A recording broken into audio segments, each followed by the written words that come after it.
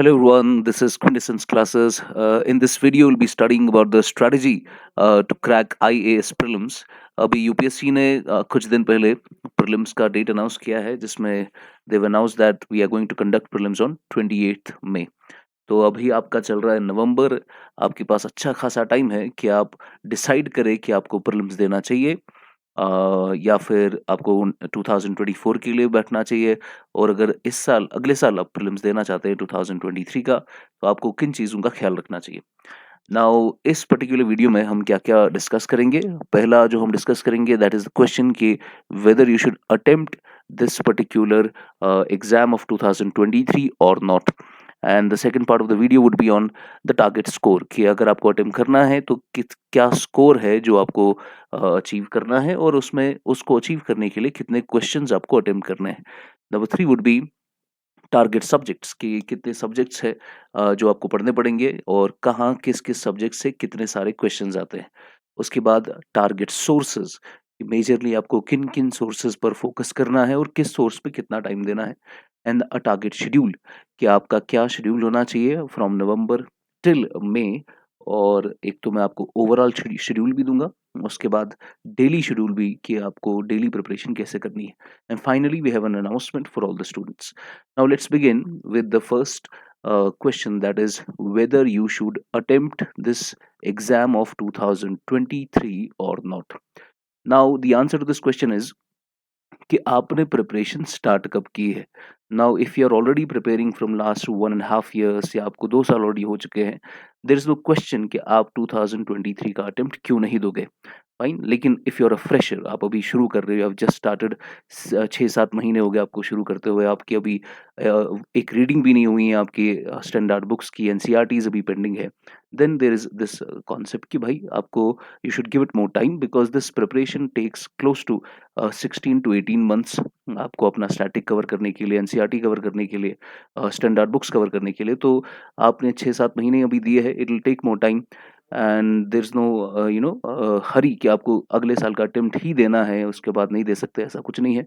अगर आप चाहते हैं कि आप और डेप्थ में प्रिपरेशन करें, so 2024 should be your attempt for those students who are just preparing for 6 to 7 months. Now this would be the answer to the question whether you should attempt or not. अब अगर for example some students are in hurry कि वो 6-7 महीनों की preparation के बाद ही they just want to attempt the next year's examination, और अगर गलती से उनका प्रीलिम्स हो भी गया, तो what the problem would be कि they then have to dedicate 3 or 4 months entirely to mains, और उनके मेंस की प्रिपरेशन भी आधी अधूरी रहेगी. Why? Because they have not studied their optionals yet. उन्होंने अपना ऑप्शनल कवर नहीं किया, उन्होंने अपनी आंसर राइटिंग नहीं की, उन्होंने अपनी ऐसे राइटिंग नहीं की. All these things have to be done in these 3-4 months only. तो these 3-4 months will be dedicated entirely to prelims, जिसकी वजह से अगले साल के उस प्रीलिम्स उस मेंस के प्रिपरेशन की वजह से आपका अगले साल का प्रीलिम्स रह जाएगा. फाइन. तो आपको द आइडिया इज आपको तब तक अटेम्प्ट नहीं करना है जब तक यू आर श्योर कि आप प्रीलिम्स को फेस कर सकते हो, आप मेंस को फेस कर सकते हो और आप इंटरव्यू को फेस कर सकते हो. यानी अगर आप श्योर हो कि आप किसी भी लेवल ऑफ एग्जामिनेशन को फेस कर सकते हो, then only you have to give the attempt. ऐसा कुछ भी नहीं है कि आप पहले प्रीलिम्स कर लोगे फिर जाके आप मेंस के लिए पढ़ोगे. There is nothing like that. Fine. So if you are at this point, you are ready that चलो प्रीलिम्स हो गया तो प्रीलिम्स कर लेंगे, मेंस फेस करना था तो मेंस फेस कर लेंगे, I have studied so much तो मैं मेंस फेस कर लूंगा, इंटरव्यू फेस कर लूंगा, then only you should give the attempt. तो this is the basic strategy कि अटेम्प्ट देना चाहिए नहीं देना चाहिए. एंड फाइनली अगर आपकी age you already have cross 25, then there is no point in not giving the attempt. तो अटेम्प्ट देना ही देना चाहिए बिकॉज 32 के बाद आप कोई अटेम्प्ट दे नहीं सकते. So that would be the answer to the first question. Now second part is, अब अगर you have decided that you have to give the attempt, आपने 1.5 साल ऑलरेडी दे दिया है, आप 2 साल से पढ़ रहे हैं, आपकी एज 25 के ऊपर है और आपने प्री मेंस और इंटरव्यू के हिसाब से कॉम्प्रहेंसिव प्रिपरेशन कर ली है. नाउ अटेम्प्ट देने में आपको दिमाग में ये रखना है कि आपका टारगेट स्कोर क्या होना चाहिए. Now if you pay attention to the cut off of the last 5 years, अगर 2017 की बात करें तो cut off was close to 105. 2018 में द कट ऑफ वाज 98, 2019 में कट ऑफ वाज अगेन 98, 2020 में द कट ऑफ वाज 92.5, 2021 में the cut of was 87.5. Paper was relatively difficult, and 2022 में it's being said that cut off would be around 90 to 95. तो अगर कहा जाए पिछले 5 साल को देखते हुए आपका अगर स्कोर 110 के अराउंड होगा, 110, 115 के अराउंड होगा, then you are in safe hands. तो आपका प्रीलिम्स हो जाएगा।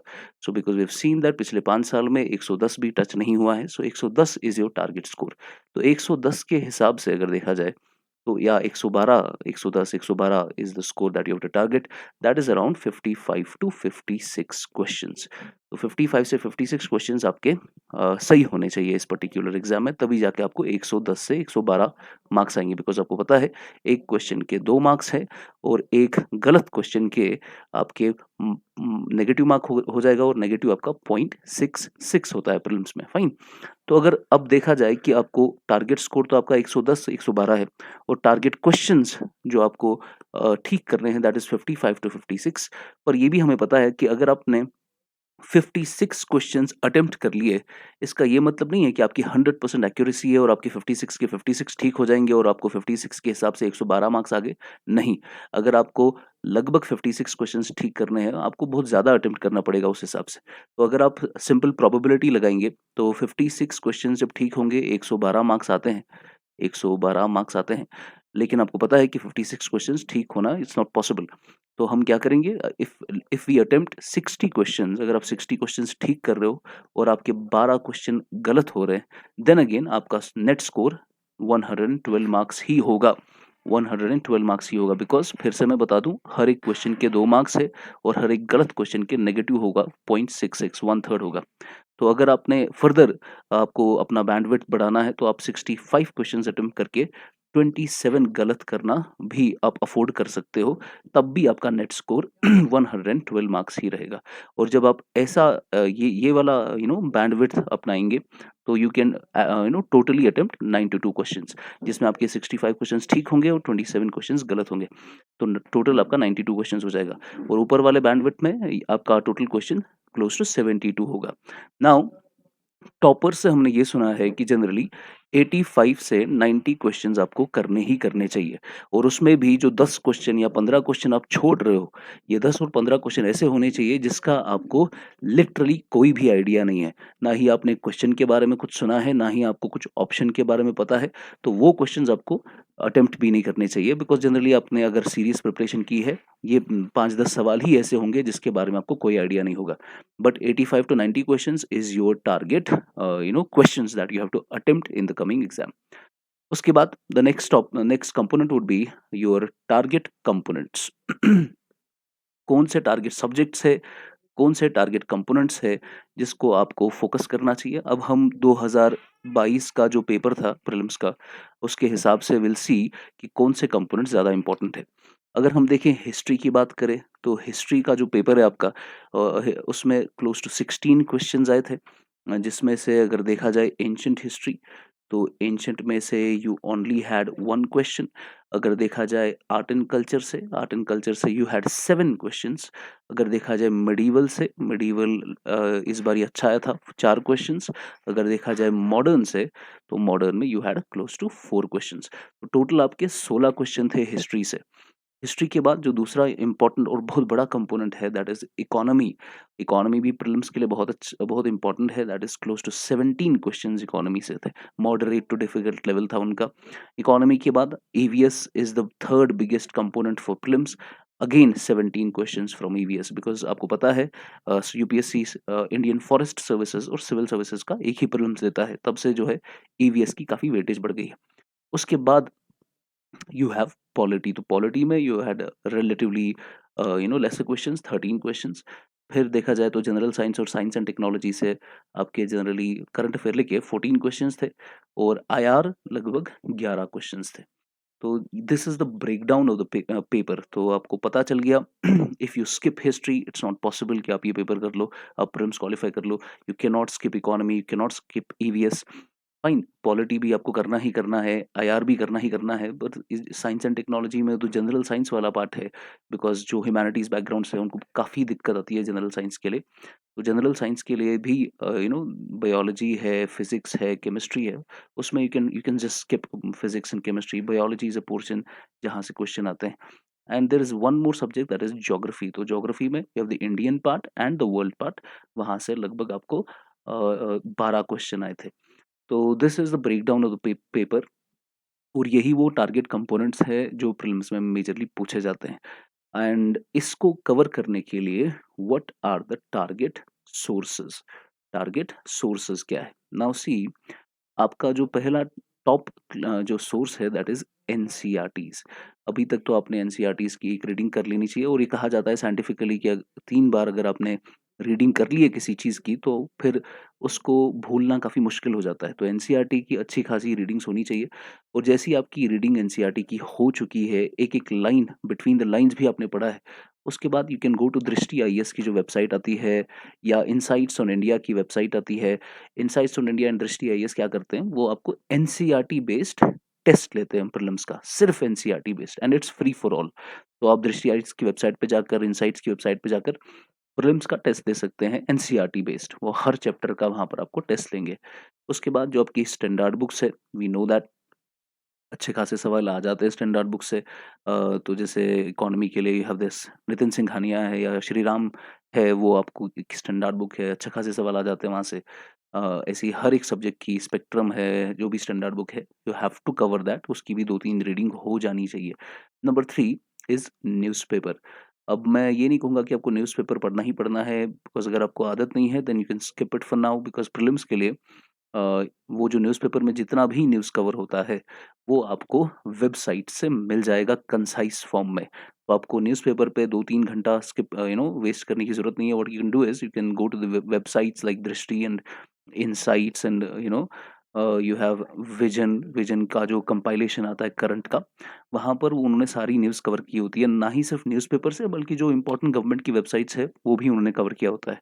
So that bags the question कि हमें कौन-सी करंट अफेयर मैगज़ीन पढ़नी चाहिए? तो इसका कोई एक जवाब नहीं है। किसी के लिए कोई एक मैगज़ीन वर्क करती है, किसी के दूसरी कोई वर्क कर लेती है। तो मैगज़ीन्स आप विज़न की उठा सकते हो, दृष्टि की उठा सकते हो, इनसाइट्स की उठा सकते हो, आप कोई-सा भी मैगज़ीन उठा लो। जनरली लोग विज़न पढ़ते हैं, लेकिन उसकी लैंग्वेज किसी को पसंद नहीं है तो वो दृष्टि ले ले, या शून्य आईएएस का बहुत ही जो है कंसाइज़ करंट अफेयर का सिस्टम आता है, करंट अफेयर का उनका एक कंपाइलेशन आता है प्रीलिम्स के हिसाब से, तो वो भी काफ़ी अच्छा है। लेकिन वो उन्हीं को पढ़ना चाहिए जिनका अच्छा अच्छा खासा बेसिक्स कवर हो चुका है। तो current affair would be an important segment in your prelims examination. उसके बाद अब आपका टारगेट शेड्यूल क्या होना चाहिए? किस हिसाब से अब आपको पढ़ना है ना? शेड्यूल 2 किस्म का होता है, एक आपका डेली शेड्यूल, यानी डेली जो आप घंटे दोगे पढ़ने में, उसमें कितना टाइम किसको देना है, और आपका ओवरऑल शेड्यूल। पहले मैं ओवरऑल बता दूँ आपको, आपका ओवरऑल शेड्यूल होना चाहिए किसी टेस्ट सीरीज़ का। फॉर एग्ज़ाम्पल, जब भी जिस साल भी आपको एग्ज़ाम देना है, अगले साल एग्ज़ाम देना है, तो आपको अभी इमीडिएटली कोई टेस्ट सीरीज़ जॉइन कर लेनी चाहिए। टेस्ट सीरीज़ का मकसद ये नहीं होता कि आपकी नॉलेज बढ़ेगी उससे। टेस्ट सीरीज़ का मकसद सिर्फ़ ये होता है कि आपको प्रिपरेशन और एग्ज़ामिनेशन बेस्ड सिनेरियो मिलेगा, प्रिपरेशन कंसोलिडेट होगी, आपको जो है उनका एक शेड्यूल मिलेगा टेस्ट सीरीज़ का, और वही शेड्यूल आपको फ़ॉलो करना है। जैसे नवंबर से उन्होंने, जैसे मार्च तक उनका एक प्लान होता है कि नवंबर से मार्च हम एक जनरल सिलेबस की ओवरऑल कंप्लीशन कर लें। फिर मार्च के बाद से जैसे आपका अप्रैल मई के महीने में एक रिवीजन वाला भी हम एक फिर से एक टेस्ट ले लें। जैसे दृष्टि का इसी तरीके से उन्होंने अपनी टेस्ट सीरीज़ का ब्रेक डाउन किया है, विज़न का भी ऐसा ही होता है। तो आपको टेस्ट सीरीज़ का शेड्यूल फ़ॉलो करना है। लेकिन अपनी खुद की प्रिपरेशन को टेस्ट सीरीज़ के शेड्यूल के साथ अलाइन करना है। वही आपका ओवरऑल शेड्यूल बनेगा। और डेली शेड्यूल के हिसाब से कितने आवर्स का ब्रेकअप होना चाहिए, जैसे current affair, because close to 40% of paper is current. 2 घंटे रोज़ाना आपको करंट पे देने चाहिए, जिसमें आप मैगज़ीन भी पढ़ रहे हो, जिसमें आप करंट अफेयर की वेबसाइट्स भी पढ़ रहे हो, फाइन, और डेली क्विज़ भी आता है, उसको भी देखना है। सेकेंडली, आपको रिवीजन के लिए भी 2 घंटे देने हैं रोज़ाना। मॉर्निंग में अगर रिवीजन करेंगे तो बेहतर है। तो रोज़ाना 2-2 घंटे रिवीजन के लिए, बिकॉज़ रिवीजन इज़ इम्पोर्टेंट। ऐसा नहीं है कि आप कंटिन्यूअसली पढ़ते जा रही है और कोई याद नहीं हो रहा। लेकिन अगर आप थोड़ा ही पढ़ोगे लेकिन उसको याद करोगे, that is more beneficial. Minimum 3 time का रिवीजन होना चाहिए। Then you have general studies and CSAT, जो आपका बेसिक मटेरियल है, उसके लिए you have to give close to 6 hours. रोज़ाना सीसैट को 1-1 घंटा, जीएस को 5-5 घंटा, this would help you a lot. और सीसैट में भी आपको इंग्लिश कॉम्प्रिहेंशन पे ज़िंदा नहीं रहना है। जिनको मैथ वगैरह नहीं आता, उनको लगता है कि हम इंग्लिश कॉम्प्रिहेंशन से निकाल लेंगे, इट इज़ नॉट पॉसिबल। तो आपको मैथ पढ़ना पड़ेगा, रीज़निंग पढ़ना पड़ेगा, इंग्लिश कॉम्प्रिहेंशन से सीसैट क्वालीफाई नहीं होता। तो इंग्लिश कॉम्प्रिहेंशन इज़ वो इसलिए है कि आप सिर्फ़ इंग्लिश कॉम्प्रिहेंशन के बेसिस पे सीसैट क्वालीफाई ना करें। तो मैथ की भी नॉलेज होनी चाहिए और ख़ासकर रीज़निंग की नॉलेज होनी चाहिए। 25-25 क्वेश्चन यहाँ से आते हैं, 30 क्वेश्चन यहाँ से आ जाएँगे आपको, तो टोटल आपके 80 क्वेश्चन हो जाएँगे। पर इस बेसिस पे इंग्लिश कॉम्प्रिहेंशन के क्वेश्चन गलत होने के भी काफ़ी अच्छे खासे चांसेस होते हैं। और focus on math and reasoning as well. इसमें कुछ कुछ टॉपिक्स है जो आसान हैं आपके लिए, जो ह्यूमैनिटीज़ बैकग्राउंड के होते हैं, तो वो आसान से टॉपिक्स करके अच्छे से सवाल कर सकते हैं। उसके लिए प्रीवियस ईयर क्वेश्चन पिछले 7-8 साल के you can get these CSAT papers and start solving these papers. और फाइनली 2013 के ऑनवर्ड्स टिल 2022 जितने भी पीवाईक्यूज़ है, इन पीवाईक्यूज़ को स्टडी करके और टेस्ट सीरीज़ को देखकर आपको एक अंदाज़ा लग जाएगा एफवाईक्यूज़ का, that is future year questions का, कि अगले साल कौन से क्वेश्चंस आएँगे। This was it from me. अब the last part of the video is the announcement. We are starting our new batch for 2024, जो ऑनलाइन मोड में भी है प्लस ऑफलाइन मोड में भी है। Those of you that are interested in that, please contact on the numbers in the description. And if you want to get a free personalized mentorship या personalized strategy आपके लिए, अगर आप शुरू कर रहे हैं या शुरू करना है, मेंटरशिप के लिए आप हमारे ऑफलाइन कैंपस पे आ सकते हैं। फैकल्टी के साथ आप बैठ सकते हैं, बात कर सकते हैं, जैसी आपकी पर्सनलाइज्ड स्ट्रैटेजी आपको चाहिए, आप अपने सवाल पूछ सकते हैं। या अगर आप यहाँ नहीं आ सकते तो ऑनलाइन हमारे टीम को कॉन्टैक्ट करके आपको एक स्लॉट दिया जाएगा। वहाँ पर आप हमारी फैकल्टी के साथ you can have an online chat. Thank you so much. God bless you.